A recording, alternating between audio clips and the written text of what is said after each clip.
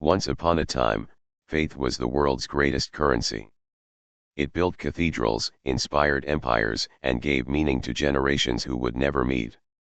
But somewhere along the road, that faith was replaced not by science, not by reason but by something far more deceptive: greed. Today, the market has become our new temple. CEOs are our high priests. And money has become the god we dare not question. But how did this happen? How did the world trade spiritual purpose for material profit and call it progress? This is the story of how greed replaced God and how it created a soulless economy that's shaping every decision we make. Before Wall Street and corporate boardrooms, the economy was moral.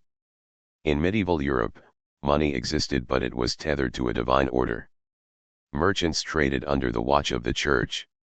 Interest or usury was forbidden. The logic was simple. Money should serve people, not enslave them. Work was seen as a moral duty. Profit was tolerated, but greed was sin. And wealth, if misused, was a dangerous temptation. The world revolved around virtue, not valuation. But then came a revolution, quiet at first, born not from battlefields, but from ledgers. It began in Florence, around the 14th century. The Medici family, merchants and bankers, realized something profound. If money could generate more money through lending, wealth could grow infinitely, at least on paper. The church's laws against usury became inconvenient for progress. So, they were reinterpreted, bent, then broken. A new kind of faith emerged: faith in finance. And like all religions, it had its scriptures, accounting, credit, and contracts. The Medici financed kings, wars, and popes. They built cathedrals not from devotion, but from debt. And slowly, the idea spread that prosperity was proof of divine favor. It was a seductive lie, but one that would reshape the world. As Europe sailed outward, the age of exploration began, and with it, the birth of global trade. Gold and spices became the new relics of power. The British, Dutch, and Spanish empires discovered a new truth. Greed, when organized, could build nations. The Dutch East India Company, founded in 1602, became the world's first multinational corporation. It raised money from public investors, the first stock market, and conquered continents in return. This was not commerce. It was conquest in disguise. Villages were burned. People enslaved. Resources extracted, all justified by a new moral logic. If it makes profit, it must be good. The sacred had been replaced by the scalable. And the world entered a new era, the worship of growth. The 18th and 19th centuries marked the Industrial Revolution, the moment greed became mechanized. Factories replaced farms. Men became cogs in a vast economic engine. Time itself was monetized, every second measured, every movement priced. For the first time, humans were valued not for their soul, but for their output. Philosophers warned of this shift. Karl Marx called it alienation. Max Weber saw the rise of the Protestant work ethic, where material success became a sign of moral virtue. Religion didn't vanish. It just merged with money. Churches blessed the industrial elite. The rich were rewarded by God. The poor? Told to pray harder. By the late 19th century, the market had replaced the monastery. The banker replaced the bishop. And greed had a new name: progress. But gods built on illusion eventually fall. In 1929, the stock market crashed. Fortunes vanished overnight. Millions were left jobless, homeless, hopeless. For a moment, the world stared into the abyss and saw the truth. The system that promised salvation had delivered despair. In the aftermath, economists tried to restore faith. John Maynard Keynes proposed that government could act as a moral force, a steward for the common good. But even Keynes warned: when the accumulation of wealth is no longer a means to an end but the end itself, mankind is doomed. His words were prophetic. Because after a few decades of rebuilding, greed returned stronger, subtler, and more global than ever. After World War II, something changed. The horrors of war created a hunger for comfort, stability, and happiness. Corporations saw an opportunity. Instead of selling products, they began to sell dreams. Cars weren't transportation, they were freedom. Perfume wasn't scent, it was desire. A new religion was born, consumerism. Advertising became its liturgy. Television its pulpit. The message was simple: you are what you buy. And the promise was eternal: buy more, feel better. But behind the glitter of progress, a quiet emptiness grew. Sociologists began to notice rising depression, isolation, and anxiety even as material wealth soared. We had everything we wanted, except meaning. We had traded faith in something higher for addiction to more. Then came the internet. A tool built to connect humanity turned into the most efficient greed engine in history.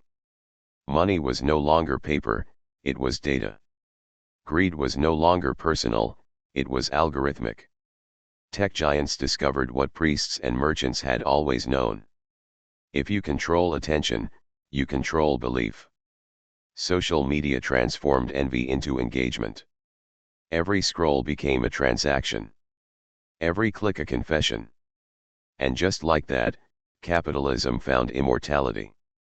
No longer limited by land, labor, or time, it could now feed directly on the human psyche. The divine had gone digital. And the marketplace was everywhere, even in our minds. Today, we live in a paradox. Global wealth is at its highest in history, yet inequality, debt, and despair are also at record levels. The top 1% own more than 50% of global assets. But half the world's population survives on less than $5 a day. We produce enough food to feed everyone, yet millions go hungry. We innovate endlessly, but our planet is burning. We are more connected but more divided than ever. Why? Because the system we built to serve us, no longer does. The economy was meant to be a tool. But it became an idol, one that demands endless sacrifice. Forests, cultures, relationships, even time itself, all consumed in the name of growth. We are living proof that you can fill every store on earth and still feel empty. But the story doesn't end here. Around the world, people are awakening. They're beginning to question the central dogma of the modern age, that endless growth equals happiness. New economic models are emerging. The circular economy, built on reuse rather than waste. Social enterprises, that measure impact, not just profit. Universal basic income, designed to restore dignity over desperation. Even in business schools once obsessed with shareholder value, new ideas are taking root. Stakeholder capitalism. Sustainable development. Ethical AI. They're imperfect, but they're signs of something profound. Humanity, after centuries of worshipping money, is rediscovering its soul. History repeats itself because human nature rarely changes. The fall of Rome, the collapse of the Mayans, the crises of empires past all share one trait. They forgot what they valued most. When wealth became the measure of worth, when comfort replaced virtue, when greed drowned gratitude, collapse always followed. And yet, from the ashes, new values always emerged. Perhaps that's the cycle we're in now, not the end of civilization, but the end of a delusion. Even in the heart of capitalism, Silicon Valley, some are beginning to confess. Tech billionaires now fund projects to restore nature, explore philosophy, even seek meaning beyond profit. Some retreat into meditation, others into Mars. But the deeper question remains. Can a system built on greed ever rediscover grace? Studies show that despite material abundance, global happiness has declined since the 1970s. Loneliness has tripled in developed nations. And the global debt now exceeds $300 trillion, more than 3 times the planet's total GDP. It's as if the world is sprinting toward infinity, but forgetting where it started. We're chasing progress, while losing purpose. So what can we learn from the rise of this soulless economy? 3 truths stand out. 1. Greed is not evil until it becomes worship. Desire drives innovation, but when it replaces compassion, it corrodes everything. The moment profit becomes purpose, humanity becomes a product. 2. Wealth without meaning creates poverty of the spirit. We built skyscrapers but lost sight of the sky. True prosperity isn't measured by GDP, but by dignity, the ability to live with purpose, peace, and connection. 3. Faith will return in new forms. It may not be religious, but spiritual. It may not be divine, but humane. A belief that humanity itself, not money, is sacred. Because in the end, every civilization chooses its God. And the one we choose next will decide whether we thrive, or vanish. Visual, candlelight flickering in a dark room, dissolving into the glow of city lights. Greed replaced God when we forgot what made us human. But maybe, just maybe, it's not too late to remember. If this story made you question the world we live in, share it, discuss it, challenge it. Because the next revolution won't start in boardrooms. It will start in minds willing to believe that meaning matters more than money. This has been How Greed Replaced God, the Rise of a Soulless Economy. I'm narrator Name. And until next time, keep thinking deeper.